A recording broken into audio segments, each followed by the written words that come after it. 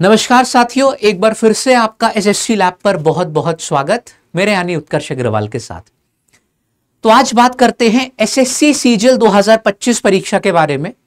अब भाई सीजीएल छात्रों के बीच एक सबसे ज्यादा लोकप्रिय नौकरी इस वजह से मानी जाती है, देखो क्योंकि इसको मिनी आईएएस भी बोलते हैं। ये सीधे आप लोगों को लेवल 4 से लेकर लेवल 8 तक की नौकरी जो है दे सकता है, वो भी बिना किसी इंटरव्यू के। आप सीजीएल के माध्यम से इनकम टैक्स इंस्पेक्टर बन सकते हैं, assistant section officer, excise inspector और भी सीबीआई सब इंस्पेक्टर हो गया। बहुत सारी पोस्टें जो है आपको सीजीएल के माध्यम से मिलती हैं। अब अगर ये वीडियो आप लोग देख रहे हैं या फिर ये वीडियो आपके रिकमेंडेशन में आया है तो पूरी उम्मीद है कि आप लोग सीजीएल 2025 को टारगेट कर रहे होंगे। इसी पर चर्चा करेंगे कि भाई ये जो परीक्षा है इस वर्ष कौन से महीने में संभव है और ये जो जितना समय आपको बीच का मिला है तैयारी का, इसमें किस तरीके से अपना सिलेबस जो है तेजी से कवर किया जाए। ठीक है, मैं आप लोगों को 5 हैक्स, इनफैक्ट 5 ऐसी एक्शनेबल चीजें बताऊंगा जो कि अगर आप अप्लाई करेंगे आपको फायदा जो है जरूर मिलेगा। अगर आप हमारे बारे में नहीं जानते तो हम 2 बार एसएससी सीजीएल क्वालिफाई कर चुके हैं, 2022 एंड 2023 में। इसी के साथ साथ हम आपके मैथ्स के भी टीचर हैं और 5 बार हमने एसएससी में जो है 50 में 50 स्कोर किया हुआ है। मैथ्स में, रीजनिंग में 50 में 50 और इंग्लिश में भी हमारा जो स्कोर था जीके जीएस में वो काफी बेहतर रहता था। तो एक ओवरऑल आप लोग को यहां पर हम स्टडी प्लान बता पाएंगे। ठीक है, आइए शुरुआत करते हैं। यहां पर हम देखिए, अगर यहां पर हम बात करें एसएससी सीजीएल की परीक्षा के बारे में, सभी को मालूम है कि नोटिफिकेशन जो है या फिर एसएससी ने अपना कैलेंडर वो डिले किया है। ठीक है, तो ये दूसरे नंबर पर आप देख सकते हैं कि आप लोगों की एसएससी सीजीएल की परीक्षा है। ठीक है, इसका नोटिफिकेशन अगर पुराने कैलेंडर के हिसाब से देखते तो 22 अप्रैल को आ जाता, लेकिन इसमें लगभग 1-1.5 महीने का जो है डिले हुआ है। तो ये अब हम लोगों को मई के अंत तक देखने को मिल सकता है। उसी हिसाब से जो आप लोगों की परीक्षा है, देखो पहले सिलेक्शन पोस्ट की होनी थी जून जुलाई में, वो भी शिफ्ट होगी। ठीक है, उसके बाद सीजीएल की परीक्षा जो है होनी ये भी जून जुलाई में थी, लेकिन ये शिफ्ट होगी। तो अब जो हम उम्मीद यहां पर लगा सकते हैं, ठीक है, बाकी सारी चीजों को देखते हुए कि एनटीपीसी की भी परीक्षा होनी है जून में जुलाई में, तो हम मान सकते हैं या तो अगस्त के अंत में या तो सितंबर की शुरुआत में आपकी सीजीएल की परीक्षा ये खिंचेगी।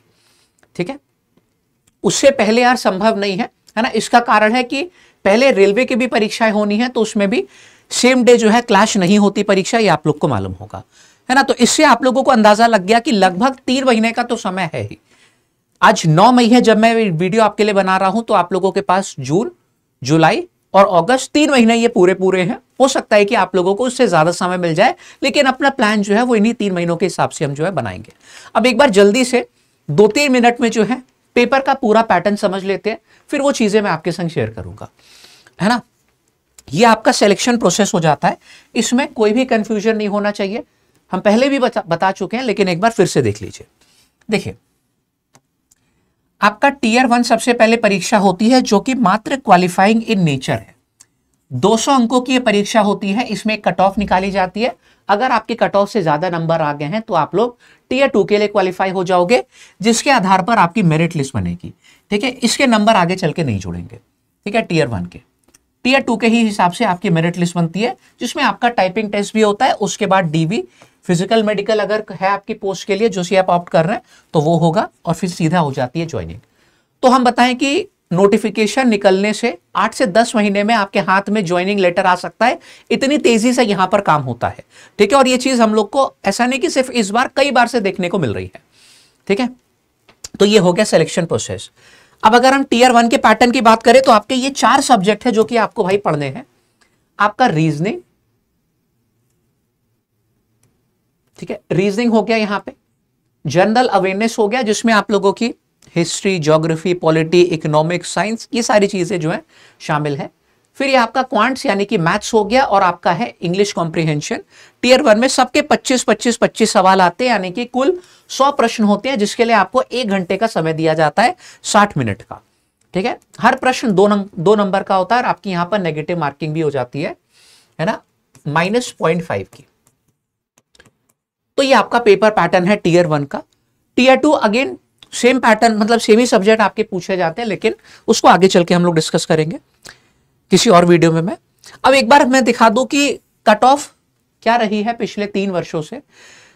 200 अंकों की आपकी टीयर 1 की परीक्षा होती है, अभी आपने देखा। अब 2022 एक एक्सेप्शनल ईयर था क्योंकि इसमें वैकेंसीज बहुत ज्यादा आ गई थी, है ना, 37,000 से ज्यादा वैकेंसीज आ गई थी, इस वजह से इसकी कट ऑफ इतनी कम देखने को मिली थी, 114 के करीब, है ना। अगर उसके बाद आप देखेंगे 2023 में तो ये कट ऑफ 150 पहुंच गई, है ना, 7,500-8,000 के करीब वैकेंसीज थी यहां पर। और इस बार तो यार 18,000 से अधिक वैकेंसीज होने के बावजूद भी जो कट ऑफ गई वो भी उसी रेंज में, बल्कि पिछली बार से भी ज्यादा 153.2 देखने को मिली। तो इसी को हम लोग अपना रेफरेंस मान के तैयारी करेंगे कि जो परीक्षा होगी हम लोगों की इस बार 25 में, उसमें भी 150-55 ये कट ऑफ जा सकती है, ठीक है। तो हम लोगों को जो स्कोर टारगेट करना है वो मिनिमम 160 प्लस तो करना ही करना है ना। ये हो गया आपका।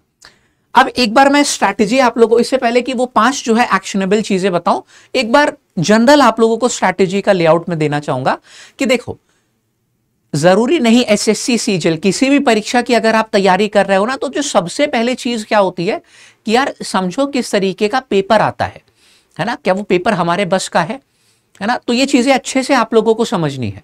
क्या इसके प्रश्न जो है हम कर पाएंगे मैथ्स के या फिर रीजनिंग के सवाल, क्या जनरल अवेयरनेस ऐसा तो नहीं कुछ ज्यादा डीप पूछी जा रही है, इंग्लिश बहुत एडवांस तो नहीं आ रही है। तो ये कैसे पता चलेगा आप लोग को, प्रीवियस ईयर के जो पेपर है उनकी एनालिसिस करने पे, है ना। तो सबसे पहले आपको यही काम करना है कि जो सिलेबस है वो अच्छे से एनालाइज कीजिए और प्रीवियस ईयर के जो क्वेश्चन है उनको डिटेल में एक बार जानिए, ठीक है। सिलेबस पे हम अलग से कई वीडियो बना चुके हैं, आप चैनल को सब्सक्राइब कर लीजिए, ये सारे वीडियोस आपके लिए हम लाते रहते हैं, है ना। फिर अब उसके बाद की जब आप तैयारी अपनी करेंगे तो यार हमेशा ध्यान रखिए कि आप लोगों को राइट सोर्सेज ही चुनने हैं, ठीक है। भले ही आप हमसे पढ़ते हो या फिर आप कहीं और पढ़ें, मेक श्योर कि जो चीजें आपको कराई जा रही हैं वो एग्जाम रेलेवेंट हो, है ना। कैसे पता चलेगा, जैसे कि मान लीजिए कोई एक चैप्टर आपने उठा लिया, फॉर एग्जाम्पल मैथ्स में आपने परसेंटेज उठा लिया, आपने एक टीचर का पढ़ा पूरा, जितनी भी क्लासेस उन्होंने कराई, 5 क्लास 6 क्लास 7 क्लास आपने वो करी, आप फिर देखिए क्या प्रीवियस ईयर के क्वेश्चन उससे आप कर पा रहे हो। अगर कर पा रहे हो यानी कि वो टीचर आपके लिए बेस्ट है, और तेजी से कर पाना है ना, क्योंकि समय की पाबंदी होती है, कम समय में अगर आप प्रश्न को कर पा रहे हो अच्छे से, यानी कि टीचर वो आपके लिए सही है, नहीं है तो फिर टीचर बदलने की जरूरत है अगर आप नहीं कर पाए तो, है ना। इस तरीके से आप लोगों को एक बार ये जांचना पड़ेगा खुद से कि हमेशा करेक्ट सोर्सेज जो है ये आपको चुनने हैं अपनी प्रिपरेशन के लिए, है ना। फिर वो चाहे किताबें हो, कोर्सेज हो या फिर किसी भी टीचर के वीडियोस हो, है ना।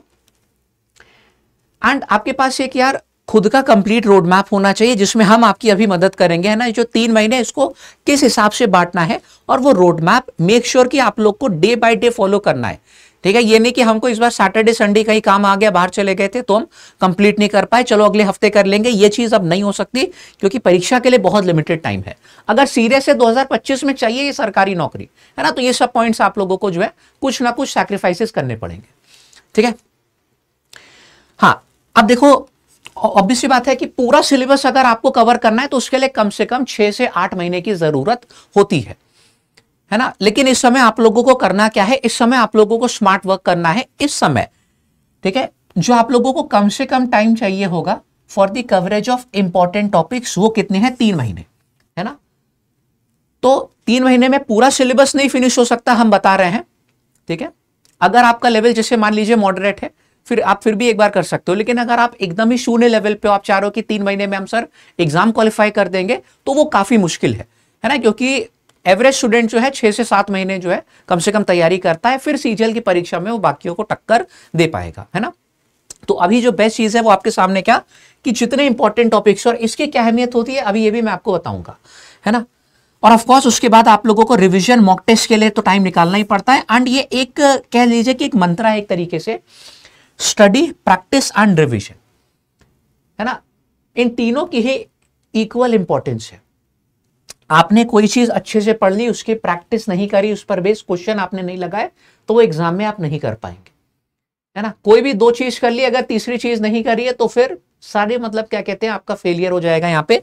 मान लीजिए आपने अच्छे से पढ़ाई करी है ना, प्रैक्टिस भी खूब सारे प्रश्नों की करी, लेकिन रिवीजन नहीं किया, फॉर्मुलेज नहीं रिवाइज करके गए मैथ्स के, है ना, रीजनिंग में आप लोगों ने जो ट्रिक्स थी वो नहीं रिवाइज करी, तो वहां पर नहीं कर पाओगे। तो बस ये तीनों चीजें मतलब जो है इक्वल इंपॉर्टेंस यहां पर होल्ड करती है ना। ऑब्वियसली बात है कि स्टडी के टाइम पे तो पूरा सिलेबस जब कवर हो जाएगा तभी आप लोग प्रैक्टिस उसकी करोगे, और उसके बाद बारी आती है रिविजन की। ये चीजें आप लोग को कम से कम करनी है ना।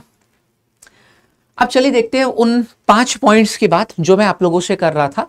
देखिए, अगर आप लोग अच्छे से ये प्रीवियस ईयर के पेपर एनालाइज करोगे, प्रीवियस ईयर के क्वेश्चन एनालाइज करोगे, जो कि हमने किए हुए हैं आपके लिए, तो आप वहां पे ये चीज देख पाओगे कि यार एक 80-20 रूल होता है जो कि मैक्सिमम एग्जाम्स में फॉलो होता है, इंक्लूडिंग एसएससी सीजीएल। क्या 80-20 रूल है?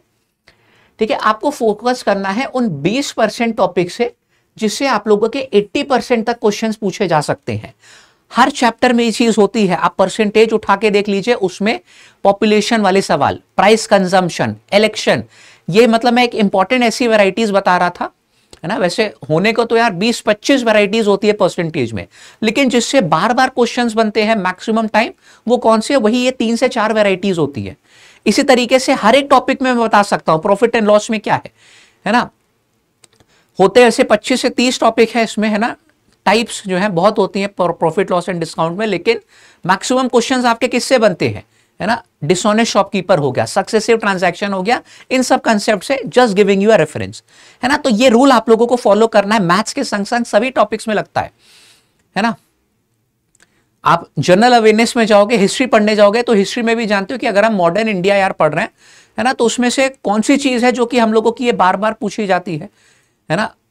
कौन से ऐसे कंसेप्ट हैं जो कि बार बार हम लोगों के जो इनसे सवाल बन रहे हैं, ये पता कैसे चलेगा, प्रीवियस ईयर की एनालिसिस करने से, है ना। तो ये चीज आप लोगों का सबसे पहला पॉइंट हो गया। दूसरी जो बात है कि जैसे आपके ये 3 महीने हैं, तो इसको इस तरीके से वीक बाय वीक ब्रेक कर लीजिए, है ना। बड़े से टारगेट देखोगे तो आपको भी मुश्किल लगेगी, इसको छोटे छोटे टारगेट्स में ब्रेक कर लीजिए 12 हफ्तों में, है ना।